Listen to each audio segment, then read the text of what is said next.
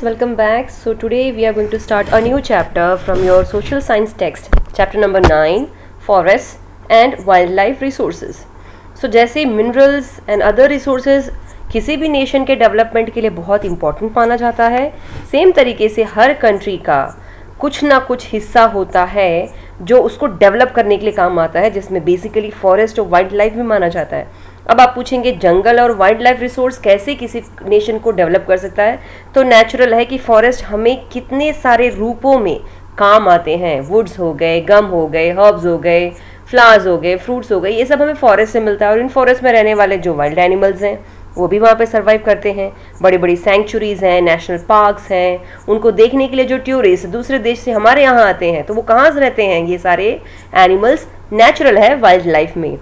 तो आज हम इसी चैप्टर को पढ़ेंगे कि फॉरेस्ट और वाइल्ड लाइफ रिसोर्सेज कौन कौन से हैं हमारे देश में और उनको किन किन बेसिस पे उनका डिवीजन किया गया है। तो चलो फिर शुरू करते हैं chapter. Let's start with the reading. The existence, progress and development of a man is dependent on the resources. We have been fulfilling our needs by getting them from nature since early times, wherein the forests are considered to be very important resources. A general meaning of forest is the accumulation of trees, scrubs, or heaps of grass. In natural vegetation, only that vegetation is included which can be raised naturally without the help of man. This is called virgin vegetation. Now, such vegetations in India is available only in Himalayas, Sundarban and remote areas of Thar desert. टिके रहना, प्रगति हो या development हो इंसानों की, वो completely dependent है स्रोतों पे, रिसोर्सेज पे। और कहीं ना कहीं इंसान जो है पुराने ज़माने से ही इन सभी रिसोर्सेज की मदद से ही अपने आप को टिका के रखा है और अपनी लाइफ को कंटिन्यू करने में कामयाब हो पाया है। जिसमें हम बात करें फॉरेस्ट की तो वो एक इम्पॉर्टेंट हिस्सा माना जाता है ह्यूमन लाइफ के लिए, क्योंकि हम जानते हैं फॉरेस्ट हमें बहुत सारे रीजन से हेल्पफुल होता है। एक सामान्य अगर मतलब निकालें जंगलों का तो ऐसे पेड़ों का जो झुंड है, जो ग्रुप है, स्क्रब्स हो गए या घासों की लड़ियां जो हो गई, उन सभी को हम कहेंगे फॉरेस्ट। जहां पर वेजिटेशन कैसी है, नेचुरली की जाती है। सिर्फ वेजिटेशन ही नहीं, उसके अंदर हम कह सकते हैं कि उनको उगाने का, उनको नर्चर करने का, उनको रेस करने का, पालने पोसने का काम जो है वो कम्प्लीटली नेचर खुद करता है बिना इंसानों की अवेलेबिलिटी से। तो इस तरीके की जो वेजिटेशन होती है उसे हम वर्जिन वेजिटेशन कहेंगे। अब इस तरीके की वेजिटेशंस इंडिया में हिमालयाज हो गए, सुंदरवन हो गए, या जो थार डेजर्ट की एरियाज है जो ऑलमोस्ट आप कह सकते हो अनहैबिटेड एरियाज मानी जाती है, वहां पर ही इस तरीके की वेजिटेशंस आपको इंडिया में देखने मिलेगी। आगे देखते हैं क्लासिफिकेशन ऑफ फॉरेस्ट, यानी फॉरेस्ट को किन किन बेसिस पे उनको अलग अलग टाइप्स में डिवाइड किया है। Forest classification is made according to the different criteria. You have studied the classification of forest on the basis of climate in standard 9. Here we will know about 3 types of forest on the basis of administration, ownership and management. Forest के classification को बनवाया गया अलग अलग point of view से, अलग अलग सोच के हिसाब से। उसका एक अलग क्राइटेरिया है, कैसे, जिसके बारे में हमने डिटेल में स्टैंडर्ड 9 के एसएसटी में पढ़ा था। वो डिपेंड करता है क्लाइमेट के आधार पर। यहाँ पर हम सिर्फ 3 तरीके के फॉरेस्ट के बारे में बात करेंगे, एडमिनिस्ट्रेशन, ओनरशिप और मैनेजमेंट, यानी देखभाल करने वाले, उसके जो मालिक हैं, जो ओन करते हैं वो, और जो मैनेजमेंट की एरियाज हैं, उनके बेसिस पे हम यहाँ पे टाइप्स ऑफ फॉरेस्ट को डिस्कस करेंगे। तो चलो देख लेते हैं types of forest according to administration. Administration के पॉइंट ऑफ व्यू से किन किन तरीके के फॉरेस्ट देखने को मिलते हैं। पहला आता है रिजर्व्ड फॉरेस्ट, दूसरा है प्रोटेक्टेड फॉरेस्ट एंड तीसरा है unclassified forest. Now what is reserved forest? Such forests are under the control of government directly. Here there is a restriction on lumbering, collection of woods or for pasturing. ऐसे जंगल जिसको control करता है, जिसकी देखभाल करती है सिर्फ गवर्नमेंट, यानी किसी भी तरीके के बाहर के व्यक्तियों का जिसमें हस्तक्षेप नहीं होता है, जहाँ पे लकड़ियों की कटाई पर साफ साफ मनाही होती है, लकड़ियों को कलेक्ट करना उस पर भी पाबंदी होती है, और साथ के साथ वहां पर पैस्चरिंग करना यानी ग्रेजिंग करवाना वो भी अलाउड नहीं होता। तो इस तरीके के फॉरेस्ट को कहा जाता है रिजर्व्ड फॉरेस्ट। की हो गया। प्रोटेक्टेड फॉरेस्ट किसको कहा जाएगा? These forest are looked by the after by the administration. Local people are permitted to collect the wood and to graze their animals without causing any harm to the trees. यानी ये भी एक तरीके से government के द्वारा ही look किया जाता है, लेकिन कंप्लीटली उनका इंटरफेरेंस नहीं होता. लोकल लोग जो होते हैं उनको परमिशन मिलती है जाकर के लकड़ियों को उठाने की, जानवरों को चराने की, बिना किसी पेड़ पौधों को नुकसान किए हुए.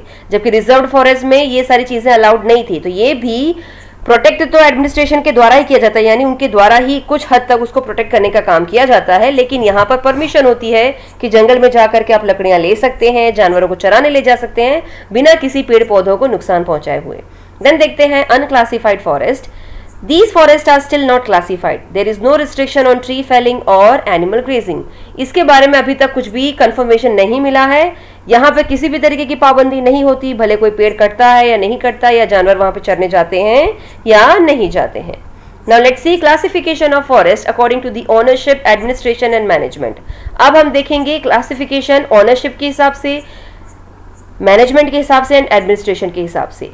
The forests of India are classified into three types of on the basis of ownership, administration and management aspects. पहला है स्टेट फॉरेस्ट, दूसरा है कम्युनल यानी कम्युनिटी फॉरेस्ट एंड तीसरा है प्राइवेट फॉरेस्ट. तो सबसे पहले देखते हैं स्टेट फॉरेस्ट क्या है.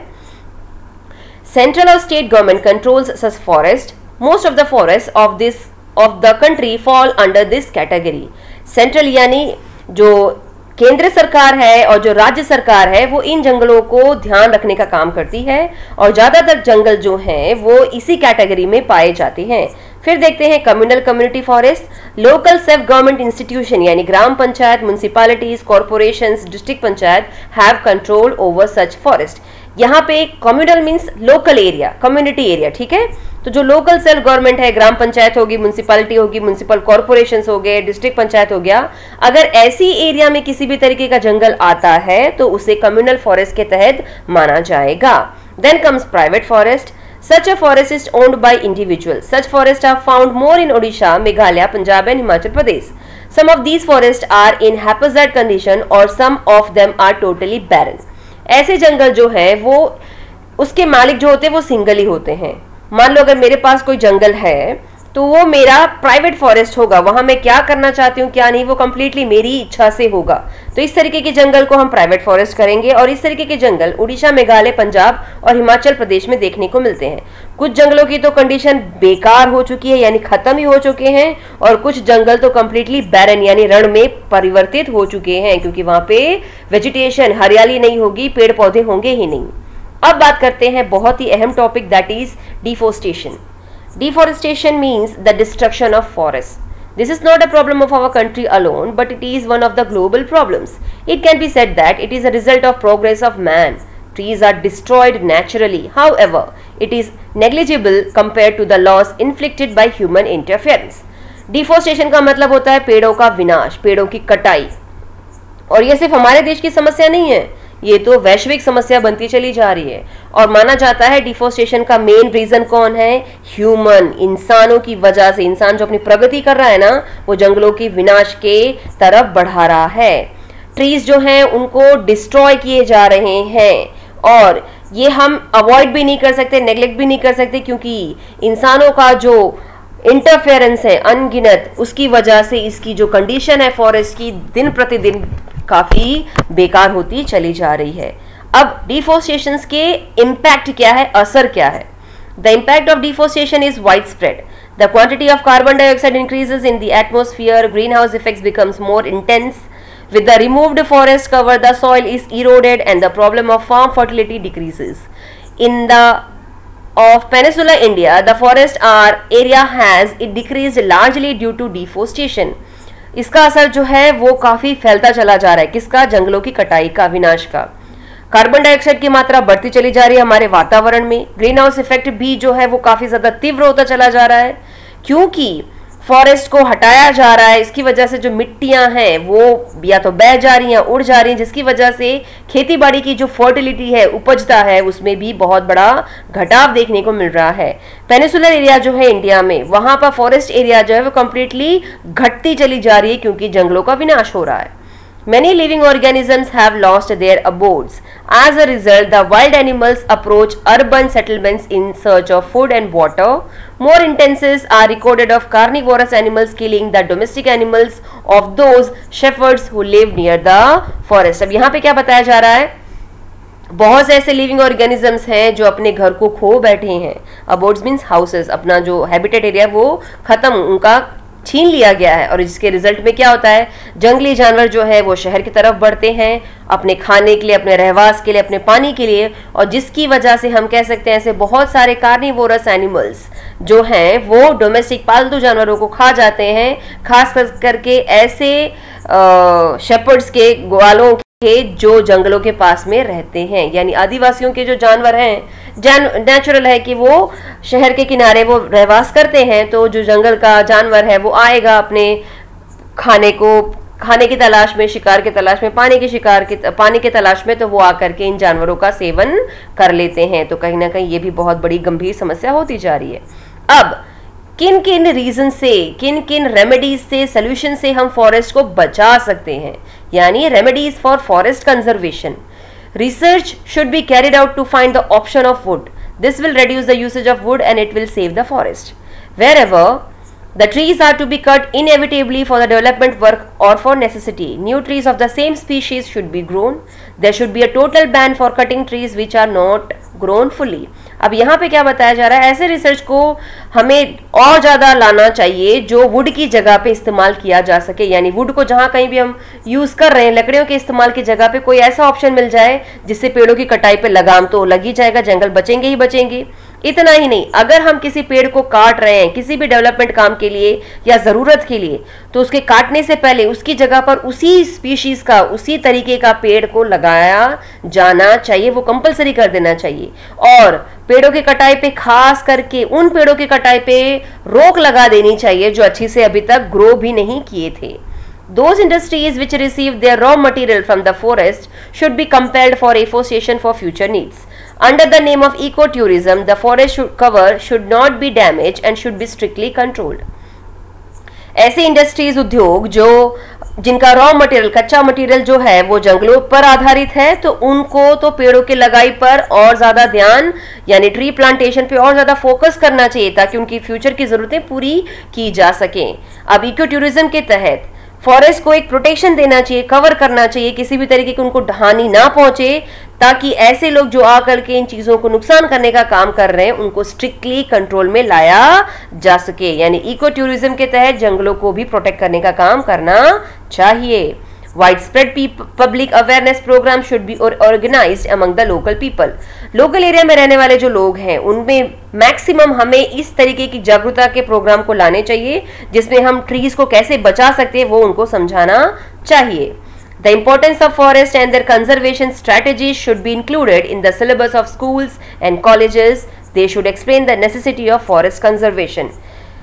फॉरेस्ट क्यों जरूरी है और उसे बचाना हमारे लिए क्यों इम्पोर्टेंट है, इसके जुड़े हुए जितनी भी स्ट्रेटजीज हैं, जो प्लान है, वो स्कूलों में, कॉलेजेस के जो सिलेबस है उसमें इंक्लूड करना चाहिए और उनको समझाना चाहिए क्यों जंगल को बचाना हमारे लिए बहुत ज़रूरी है, अहम है.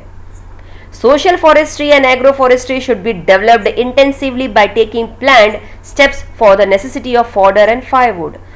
Social forestry and agro forestry यानी सामाजिक जंगलों की ज़रूरतें और एग्रो बेस्ड जंगलों की ज़रूरतें, उसको और तरीके से डेवलप करने के लिए हमें अच्छे तरीके से कड़े कदमों को, कड़े प्लान्स को उठाने चाहिए, जिससे क्या होगा, खाने लायक जो चारे हैं जानवरों के लिए और जो लकड़ियां चाहिए जलाने के लिए उसकी पूर्ति की जा सके. In place of firewood, alternative options like solar energy, natural gas, etc. should be implemented. लकड़ी को जलाने के लिए जो इस्तेमाल की जाती है उनकी जगह पे ऑप्शंस में हम सोलर एनर्जी यानी सूर्य एनर्जी का इस्तेमाल कर सकते हैं, नेचुरल गैस का भी इस्तेमाल कर सकते हैं और वो लागू भी करवाया जा सकता है गवर्नमेंट की मदद से. Forest resources should be used sparingly in order to make the process of the tree growth faster and healthier. Infested trees should be removed. Forest fire causes heavy damage to the forest. A separate system of a force at national level should be created for dousing the fire. अब यहाँ पे क्या बताया जा रहा है, forest resource जो है वो उनका इस्तेमाल जो है काफ़ी सोच समझ के करना चाहिए. उसके लिए एक ऐसी प्रोसेस को लागू करवाना चाहिए जिसमें ट्री को काफ़ी ज़्यादा स्पीडी हम ग्रो कर सकें. अच्छे तरीके से वो ग्रो करे हेल्दीएस्ट वे में, और ट्रीज जो है वो मैक्सिमम पहुंच गए। खास करके ऐसे ही ट्रीज जिनको नुकसान पहुंचाया जाता है उनको हटाने का भी काम वहां से किया जा सके। जंगलों में लगने वाली जो आग है वो कहीं ना कहीं जंगलों का विनाश लाती है, इसीलिए उसके लिए हमें फोर्स को बनाना चाहिए जो नेशनल लेवल पे इन आगों को बुझाने का काम कर सके। Due to the increased means of transportation and easy travel, thousands of pilgrims reach the religious places in forested area to attend the Bhandara fairs of the Parikrama. At that time, the litter should be cleared properly, otherwise the forests are polluted. क्योंकि हम जानते हैं कि आवाजाही इतनी ज़्यादा बढ़ गई है, हजारों की संख्या में लोग तीर्थयात्री जो हैं ऐसे रिलीजियस स्थानों पे जाते हैं जो जंगलों के बीच में आई होती है, भले वहां पे भंडारा लगाने का काम हो या फिर मेला लगाने का काम हो या परिक्रमा करने का काम हो। उस टाइम पे हम जाते हैं कि जहां इंसान पहुंचा वहां गंदगी वो साथ में लाएगा, तो ऐसी गंदगी को क्लीन करने का काम भी उसी समय करवाना चाहिए, वरना जंगल पोल्यूटेड हो जाएगा। An area should be demarcated and reserve for animal pasture. कुछ एरिया को कंप्लीटली मार्क में डाल देना चाहिए, यानी डिक्लेयर कर देना चाहिए कि ये एरिया रिस्ट्रिक्टेड एरिया है जंगलों में, और उनको रिजर्व करना चाहिए ताकि जानवर जो हैं वो आराम से घूम सकें और चर सकें। तो ये तो हमने देखा forest, types of forest and deforestations, और कैसे हम फॉरेस्ट को कंजर्व कर सकते हैं। आगे का जो टॉपिक है वो हम नेक्स्ट वीडियो में पढ़ेंगे। Till then take care and bye bye, and please subscribe this channel. Thank you.